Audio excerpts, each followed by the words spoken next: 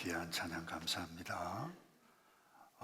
시대를 이끌어 가는 사람, 이 말은 2024년 올해 나의 시대 어떻게 이끌어 갈 것인가, 오늘 두 번째 말씀을 나누는데, 오늘은 핵심 자질이 무엇이고 또 그 핵심 자질을 어떻게 풀어갈 것인가에 대해서 잠깐 말씀을 나누어 가기 원합니다. 거창한 데 있지 않습니다. 내가 그 어떤 상황일지라도 하나님을 사랑하고 이웃을 사랑하는 데 집중하는 데 있습니다. 그때 하나님께서 나의 삶을 열어요. 그리고 하나님께서 나를 이 시대에 이끌어가는 사람으로 만들어 가실 것입니다. 우리 첫 번째 말씀을 나눴습니다마는 시골 촌뜨기 나이 20세 목동 다윗이 골리앗을 정면 승부하겠다. 이게 상식적으로 말이 안 되는 거예요. 근데 왜 그렇게 했는가? 이유는 딱 하나입니다. 내가 하나님을 좋아하고 사랑하고 찬양하는 그 하나님 모독하는 것 내버려 둘 수 없다. 참을 수 없었기 때문에 하나님에 대한 그 사랑의 열정이 정면 승부하게 만들었어요. 여러분, 시대마다 성경에 쓰임받은 사람의 놀라운 특징 가운데 하나가 바로 여기에 있습니다. 요셉을 보고 다니엘을 보고 느헤미야를 보세요. 요셉, 하나님께서 주신 내 꿈 반드시 이루어질 것이다. 그 하나님 그렇게 사랑했기 때문에 하나님 앞에 그 꿈이 이루어지는 것을 보기 위해서 순간순간 억울한 일 많이 당해도 하나님 앞에서 살았기에 하나님 사랑 집중해 가고 인간 사랑 집중해 갔기에 애굽을 이끌었을 뿐만 아닙니다. 당대 그야말로 전 세계를 이끌었다 볼 수 있죠. 다니엘, 하나님께 주신 그 율법을 사랑하는 것이 하나님을 그렇게도 사랑하는 것이다 믿었기 때문에 그 어린 소년이 그렇게 맛있는 고기를 거부하고 우상 숭배 앞에 절하기를 거부하다가 고난, 그야말로 엄청난 모험을 당했지만은 결국 그는 시대를 이끌어가는 사람으로 나타났을 뿐만 아니라, 특별히 느헤미야를 한번 보세요. 조국 방문했던 형제 하나니아가 와가지고 성벽이 불타버렸다라고 하는 소식 듣고 울었어요. 그리고는 여러분이 아시다시피 결론적으로 52일 만에 재건합니다. 그리고는 이것뿐만 아니라 사회를 개혁합니다. 나아가서 종교, 신앙의 개혁을 해가는, 그런 이끌어가는 사람들 특징이 무엇입니까? 하나님을 그 어떤 상황 가운데서도 사랑했다는 거예요. 그러니까 두 번째, 또 하나 중요하게 오늘 특별히 강조할 부분은 이 부분인데, 이들은 하나님께서 허락해 주었던 이 삶의 환경 가운데 주변에서 인간관계, 다시 말해서 대인관계를 잘했다는 거예요. 요셉을 보고 다니엘, 느헤미야 보세요.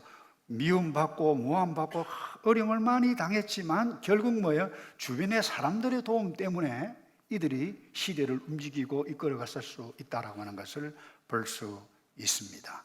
인간관계를 잘했습니다. 그래서 어떤 의미에 있어서 세상 사람들도 그래요. 삶의 성공은 인간관계다. 그러나 우리는 하나님 안에서 바른 인간관계에 집중하는 것입니다. 오늘 본문도 마찬가지입니다. 다윗을 보세요. 사울과 그 일행 10년 동안이나 지금 도망다니면서 살았는데 숱한 어려움을 당했지만은 다윗 보세요. 그 곁에는 요나단이 있었습니다.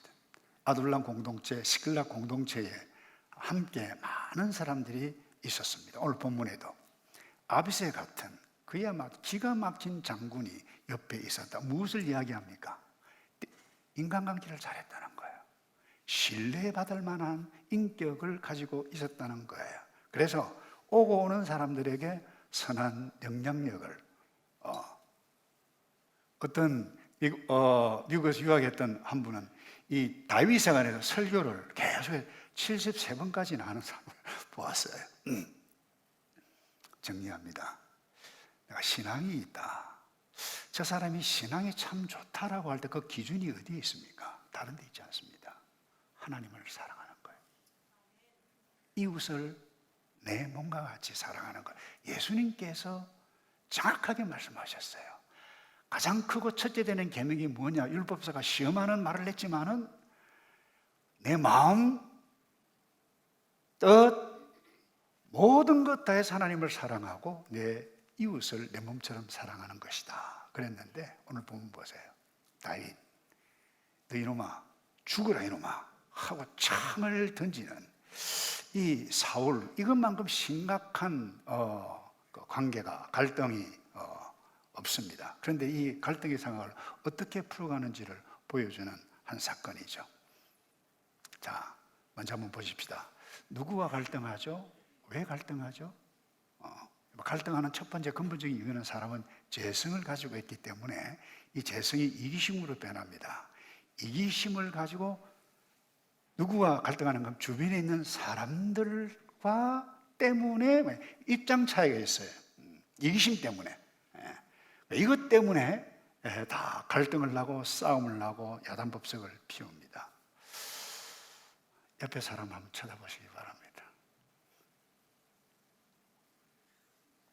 너 분위기가 좀 썰렁한 것 같은데 이야, 이 사람 참 감사하다, 참 감사하다. 이와 같은 생각이 들면 그 사람 시대를 이끌어가고 있는 중요한 자질을 가지고 있습니다. 다시 보십시다. 근데 그 사람 딱 보면 좀 보시라니까 이 바람들이 예, 보면 아이고 이 인간 돈 안 된다, 도움이 안 된다. 혹시 여러분 이런 생각을 하고 있다면 왜 그렇게 생각합니까? 입장 차이 때문입니다. 여러분의 생각입니다. 이렇게 인식을 하셔야 돼요. 죄성 때문에 이기심이 오는데, 이기심 때문에 똑같은 상황인데 사람마다 입장이 다르면 뭐예요? 달리 보입니다. 그 어떤 상황 가운데서도 내가 하나님을 사랑하고 이웃을 내 몸같이 사랑하는데 집중하는 자는 하나님께서 2024년 현실을, 나의 시대를 주셨는데 이 시대를 이끌어가는 사람이라고 하는 사실을 여러분들이 꼭 기억하기를 바랍니다. 입장 차이 때문에. 그래서 제가 미국에서 목회하신 한 분 아주 특이한 글을, 흥미있는 글은 아닙니다. 어떻게 보면 좀 쓸쓸한 글인데, 목사가 젊으면 교인들은 말하기를 경험이 없다고 하는데, 이 말은 목사 입장, 성도 입장 다르다는 거예요. 그것 때문에 갈등하잖아요. 목자의 입장, 목장 식구의 입장이 다르기 때문에 그 갈등하고 싸움합니다. 목사가 노숙하면 교인들은 퇴물이라 하고, 원고에 의존하면 은혜가 안 된다 하고, 예화를 많이 쓰면 성경에 충실하지 않다 하고, 안 쓰면 너무 딱딱하다 하고, 잘못을 꾸짖으면 사랑이 없다 하고, 위로하는 말을 하면 타협한다 하고, 다른 교회 강사로 안 가면 실력 없다 하고, 자주 가면 무책임하다 하고, 고물차 타고 다니면 교회 망신시킨다 하고, 새 차 사면 사치한다, 비난한다. 사모가 교회 일에 적극적이면 너무 설친다. 소극적이면 귀감이 되지 못한다. 자녀들이 조용하면 기를 너무 많이 죽였다 하고, 활발하면 버릇 없게 키웠다. 입장 차이, 이것이 여러분의 직장에, 여러분의 부부 사이에, 가정에서, 목장에서 일어날 수 있습니다. 여러분, 다윗과 이 갈등 사이, 다윗 사이에도 이 갈등이 일어나는 이유도 바로 여기에 있습니다. 대부분 사람들이 골리앗을 무너뜨린 다윗, 와, 다윗 했는데 입장이 다르다 보니까 이 사울왕 질투가 생겼어요. 그러니 마음에 심각한 갈등이 생겼습니다. 여러분, 올 한 해 나를 질투하고 미워하는 사람 없으면 좋겠는데 반드시 생길 겁니다. 어제 그 사건 가지고 계속해서 꼬리를 무는 사람도 반드시 있을 것입니다. 없으면 좋겠는데 여러분, 그때 그 사람들은 다 멀리 있는 사람들이 아니라는 거죠. 그런데 그 사람이 그 집사, 여러분의 배우자라고 하면 어떻게 하시겠어요? 여러분의 부모라면 어떻게 하시겠어요? 여러분의 자녀라고 하면 어떻게 반응을 하시겠어요? 이 모든 것, 첫 번째, 이것까지도 하나님께서 이 갈등을 나에게 허용하셨다라고 인식해야 합니다. 그래야 이 시대를 이끌어가는 자질을 잘 활용해 갈 수 있어요. 자, 갈등을 누가 일으킵니까? 사람이 일으키는 것 분명합니다. 죄성 때문에 이기적인 생각, 이것 때문에 입장 차이를 가지고 또 그 어제 사건 뼈다하게 보았기 때문에 보는 그 사람이 일으키고 보게 하는 그 사람 때문에 일으킨다고 우리는 생각합니다. 그러니 그 갈등 제공자 없애려 하고 피하려고 합니다. 사울도 마찬가지였고 다윗도 마찬가지였습니다.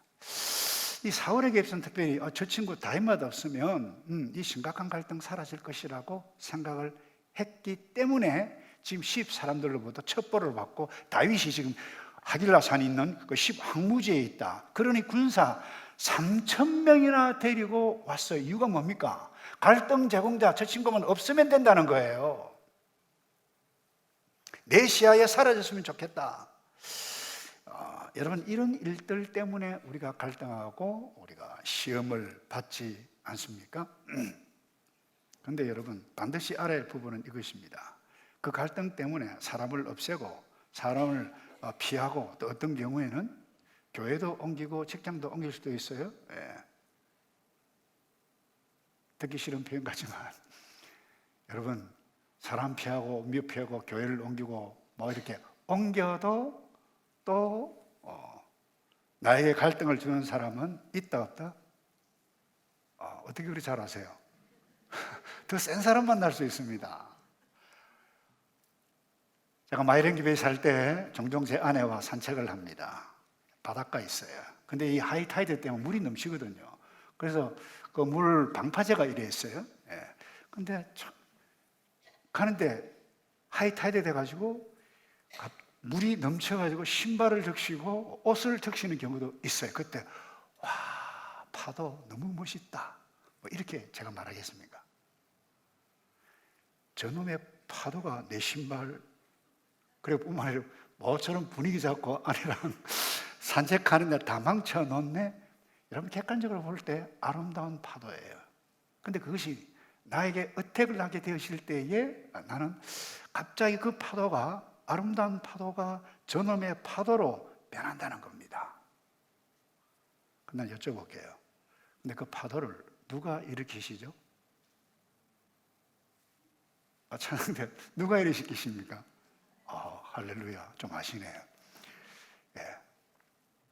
근데 이 파도가 한 번 오고 끝나는 것이 아니라 오고 계속 온다라고 하는 사실, 여러분 꼭 기억하기를 바랍니다. 그래서 그 어떤 나의 주변의 상황 가운데 갈등하게 하는 사람 있다라고 하면 이걸 어쩌면 하나님의 창조질서, 아니 하나님의 섭리 가운데 하나이다. 파도를 일으키시는 분이 끊임없이 나에게 다가오듯이 이룰 수 있다라고 인식하게 되어질 때의 태도가 달라집니다.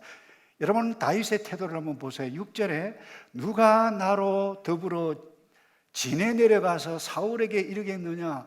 여러분, 창을 펴진 도망가야 할 상황인데 엄청난 갈등의 파도 속으로 들어가는 거예요. 정면 돌파예요. 이것도 이해가 안 되지만은 더 이해가 안 되는 것은 텐트에 딱 들어갔는데 모두 사람들이 다 잠들어요. 근데 그냥 물병과 창만 가지고 나옵니다. 그리고는 안전거리 확보하고 난 다음에 건너편 봉우리에서 괌을 지릅니다. 19절입니다. 이제 내주 왕께서는 종의 말을 들어보십시오. 만약 왕더러 나를 치라고 하신 분이 여호와시라면 기꺼이 그분의 제물이 되겠습니다. 그러나 그렇지 않지를 않습니까? 라고 다시 말해서, 만약에 왕의 창에 의해서 죽는 것이라고 하면 제가 스스로 제물이 되겠습니다. 그러나 그것은 하나님의 섭리가 아니지 않습니까? 이 이야기 아닙니까? 그리고는 자신의 뜻을 호소합니다. 이렇게 이야기하면 20절입니다. 그러니 여호와 앞에서 멀리 떨어진 이 이방 땅에서 내 피를 흘리지 않게 했으면 좋겠습니다. 이는 어떤 행위인가? 이 이야기입니다. 왕께서 마치 사냥꾼이 산에서 메추라기를 사냥하는 것처럼 이 벼룩 한 마리, 다윗 자기를 벼룩이라고 봐요. 왕이, 전나라를 통치하는 왕이 벼룩 한 마리 잡기 위해서 3,000명을 데려오는 것, 이건 아니지 않습니까? 왕도가 아닙니다. 내가 당신 죽일 수 있지만 죽이는 것은 하나님의 섭리가 아니다, 하나님께서 허용하시는 것이 아니다라고. 이 말을 듣고 사울이 정신이 번쩍 들죠. 그러자 21절에 사울이 말합니다. 내가 잘못했다. 내 아들 다윗아, 돌아가자. 너가 오늘 내 목숨을 귀하게 여겼으니 내가 다시는 너를 해치지 않겠다.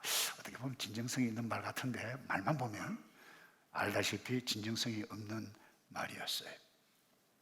네, 이 그림을 한번 보십시오. 연상을 한번 해보시기 바랍니다. 장인입니다. 장인이 아니죠. 원수 같은 사람이죠. 타락한 세상에서 보기 힘든 장면입니다. 다윗이 어떻게 이런 선택을 할 수 있었습니까? 단 하나입니다. 이런 마음에 안 드는 상황도 하나님께서 허용하셨다라고 하는 것을 인식하지 않았다라고 하면 불가능했을 것입니다. 그러기에 다윗은 도망자로 쫓겨다니고 그 어떤 어려움을 당하고 있는 그와 같은 상황 가운데에서도 그는 하나님을 확신하고 이와 같은 고백을 냈어요. 제가 시편 27편을 좋아하는 이유도 여기에 있습니다. 다양한 상황 가운데 하나님을 확신합니다. 여호와는 나의 빛이요 내 구원이시니 내가 무엇을 두려워하겠습니까? 빛이 한번 임하시면 어둠이 물러간다는 거예요. 여호와는 내 삶의 힘이시니 내가 누구를 무수하겠습니까? 악한 사람들이, 내 원수들이, 내 적들이 내 살을 뜯어 먹으려고 덮칠 때 그들이 걸려 넘어지지, 군대가 나를 향해 진을 쳐도 내 마음은 두렵지 않을 것입니다. 내게 대항하는 전쟁, 그 어떤 전쟁이 일어나더라도 내가 오히려 담대할 것입니다. 왜 이렇게 했습니까? 하나님께서 나의 생명을 거두가시지 않는 한 하나님의 섭리, 아니 하나님께서 나를 지키실 것이다. 그러니 사울 죽이지 않았습니다. 누가 그 시대를 이끌어갔습니까? 사울 왕입니까? 다윗입니까? 다윗은 장인 사울을 제거하지 않았습니다. 그래서 여러분, 하나님의 백성, 하나님을 사랑하고 하나님 뜻에 집중하는 사람, 하나님께서 반드시 지키신다라고 하는 것을 오늘 본문에도 선명하게 우리에게 말씀해 가고 있는데, 오늘 12절을 읽었죠. 제가 다시 읽겠습니다. 자, 보십시다. 12절에 그리하여 다윗은 사울의 머리맡에 있는 창 물통 갖고 자리를 떴습니다. 아무 본 사람이 없고 알지 못했고 깨어난 사람도 없었습니다. 두 사람이 갔습니다. 3,000명이 있습니다. 그야말로 탁월한 장관 아브넬도 있습니다. 그런데 다 잤어요.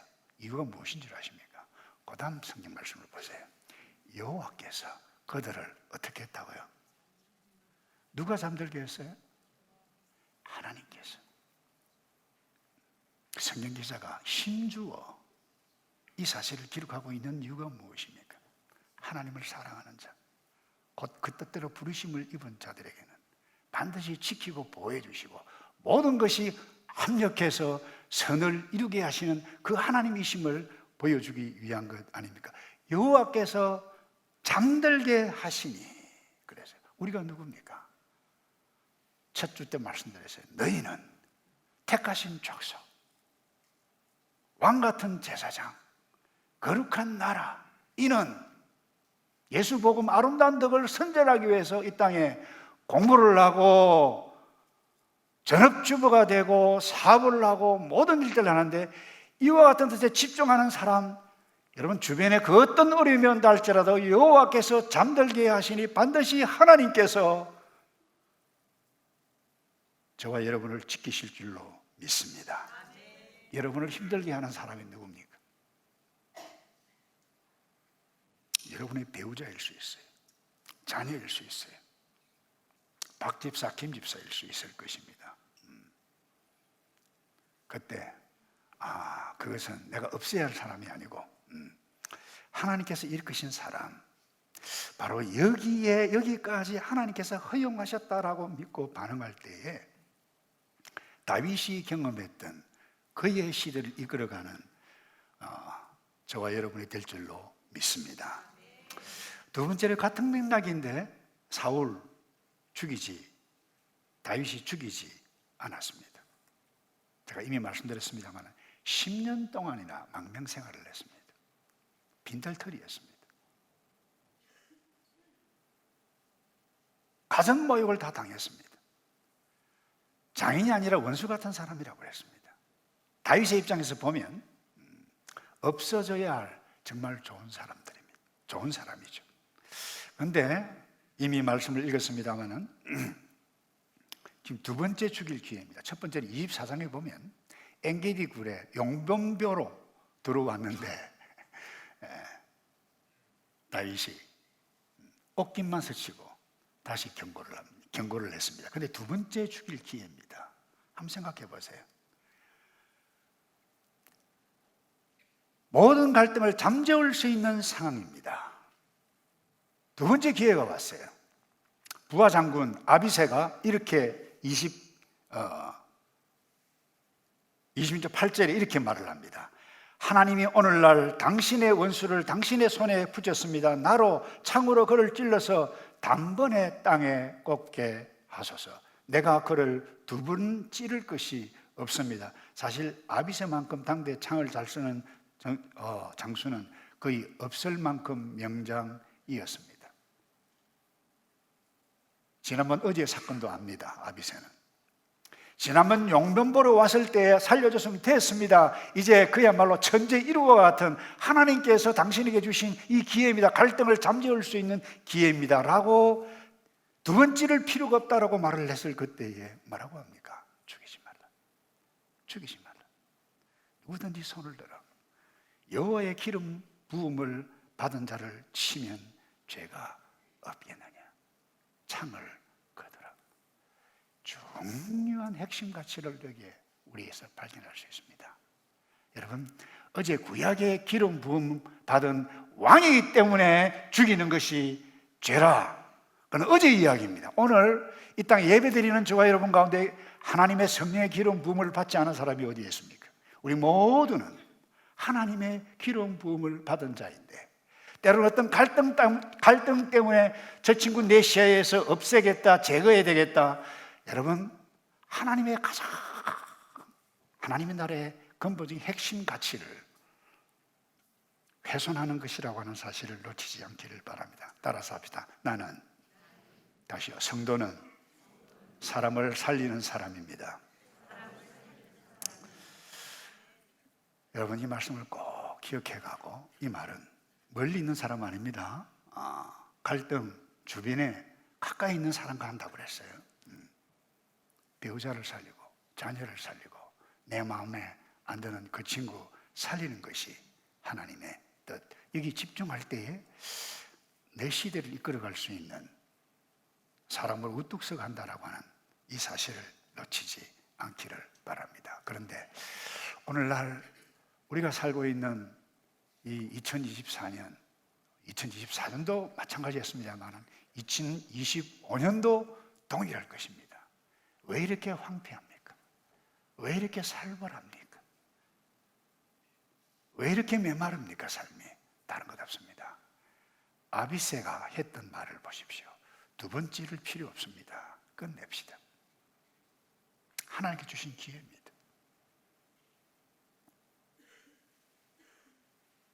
이와 같은 사람들 때문 아니겠습니까? 교회 안에서도 뜻이 다르면 죽이겠다고 어르렁거립니다. 그러니 살벌합니다. 누가 만듭니까? 타락한 사람들, 우리입니다.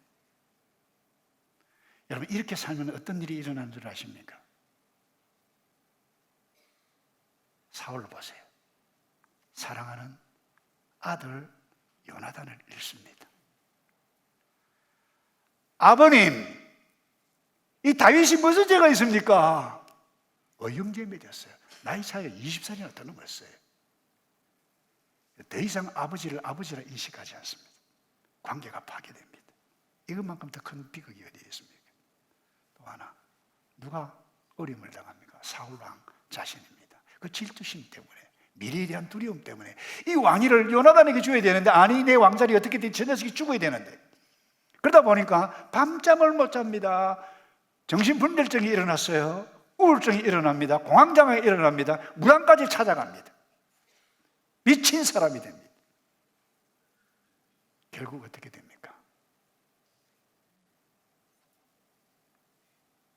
죽습니다. 길보아 전투에서 아들도 죽고 그도 죽고. 여러분, 누가 사울 왕 시대를 이끌었습니까? 사울도 아닙니다. 다윗도 아닙니다.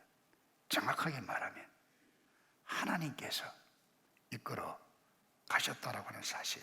그래서 여러분, 성경에 위대한 인물들이 많지만 성경은 그 어떤 사람도 영웅으로 만드는 것 허락하지 않습니다. 그러나 그 한 단면, 어제의 이 다윗, 와 다윗 대단하네, 다윗 대단하네, 메시지를 들으면서 그와 같은 생각을 할 수 있는데, 성경의 뜻은 그것이 아닙니다.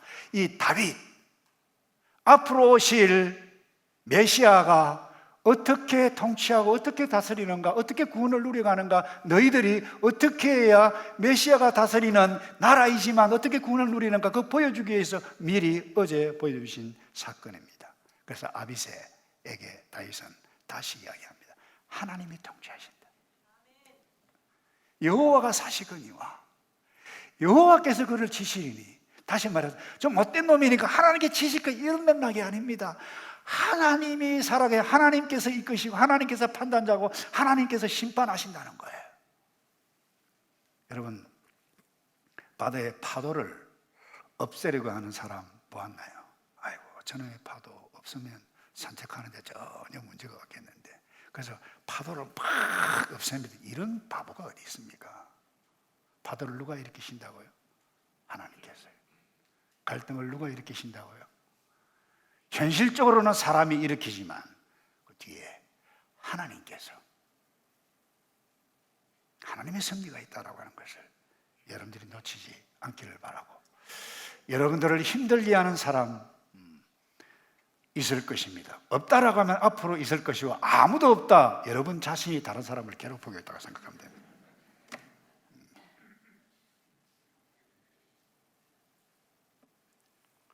여러분, 누군가를 향해서 창을 던지기를 원하는 사람이 있습니까? 창을 내려놓으시기를 바랍니다. 마지막으로 하나만 간단하게 하고 마치겠습니다. 내 인생을 아름답게 빚어가는 도구로 인식하시기를 바랍니다. 깡촌, 베들레헴, 목동이 어떻게 해서 세상에 알려지고 군대 장관이 되고 나중에는 성군 다윗이 되었습니까? 첫 번째 이유는 그건 하나님의 섭리입니다. 하나님의 은혜였지만 현실적으로는 이유 가운데 하나는 사울 왕 때문이었습니다. 우리가 지난 첫 번째 공부를 했습니다만, 골리앗 내가 나가겠습니다 할 때 사울 왕이 너 안 돼 라고 하면 할 수 없었습니다. 허용해 주었어요. 사울 왕이. 사울의 미움 때문에 그야말로 창을 피해서 도망자가 되고 망명자가 된 것도 뭐예요? 사울 때문이었습니다. 그런데 아둘람 굴 시글락 공동체에 있을 때에 이 사울 정권으로부터 미움을 받았던 사람들, 원통한 자, 가난한 자, 다시 말해서 비주류자입니다. 사울 정권에 의해서 미움을 받은 사람들이 몰려서, 그 다 문제 집단 아닙니까? 거기에서 무엇을 배웠습니까? 인내를 배웠어요. 인격 성숙함을 배웠어요. 그저 리더십을 배웠어요. 어느 순간에 그가 통일왕국을 이루고 가고 그의 시대를 이끌어가는 다윗이 되었어요. 여러분, 리더십의 대가인 존 맥스웰이 의미심장한 말을 했습니다. 심각한 문제를 가진 사람과 그 심각한 문제를 더 심각하게 만드는 사람이 있다 그랬어요. 사울은 자기 앞에 문제가 나타났을 때 더 심각하게 만들어서 망했던 사람입니다. 그러나 다윗은 자신을 죽이는 창 때문에 자기의 자신의 삶을 더 위대하게 만들었던, 그래서 나를 갈등 속으로 몰아넣는 그 사람이 누구든지, 나를 위기 속으로 몰아넣고 나를 못살게 구는 상황으로 만들어내는 그 사람이 누구든지 어떠하든지 간에 나를 더 나은 사람으로 만들어가는 도구라고 여기게 되어질 그때에 여러분들이 시대를 이끌어갈 뿐만 아니라, 여러분, 예수님 왜 오셨습니까?